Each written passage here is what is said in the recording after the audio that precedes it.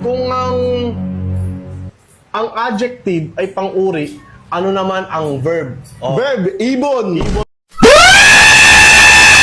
Mali. kung ang English ng cotton ay bulak, ano naman ang English ng bulaklak? Kotondon. Sablay, di ba? Kaya wala. Hindi nga. Kung 84. isip mo wala pa.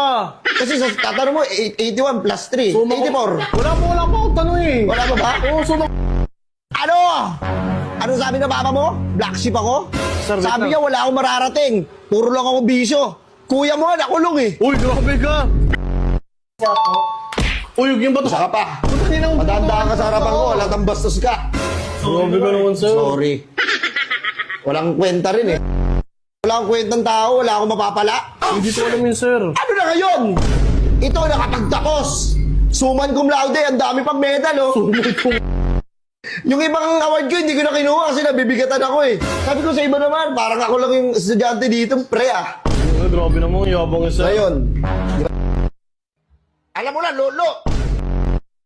Hindi ako naglululo. Hindi naglololo. Hindi na. Pag ano, gabi eh, katabi kita, ang lakas, nag-ano ka. Anong ginagawa mo? Kumakamot. Kumakamot, ang tagal mo naman kumakamot, 3 minutes. Buti naman Tapos eh. yung mga damit doon, antitigas. Sipon ko yun. Sipon! Uwe! Sipon! May matitigas ba na sipon? Sinisipon Sinupunas mo pa ako doon sa eh. ano mo? Ang baboy nyo ha.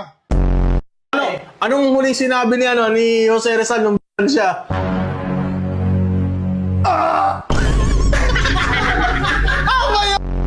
May sinabi siya nun! Ha? May sinabi siya nun! Ang sabi niya nun, I shall return. Kay ano yun eh, kay MacArthur Neri yun eh. Powerful kasi ang utak. Pag may utak ka, pag meron kang alam, lamang ang may alamang. Alam. Alam mo, anong grade na? Papasok ako Grade 1. Nung grade 1 ako, baon ko, sesto lang, tapos 5 piso. Dati yun, dahil wala kayong bitaw.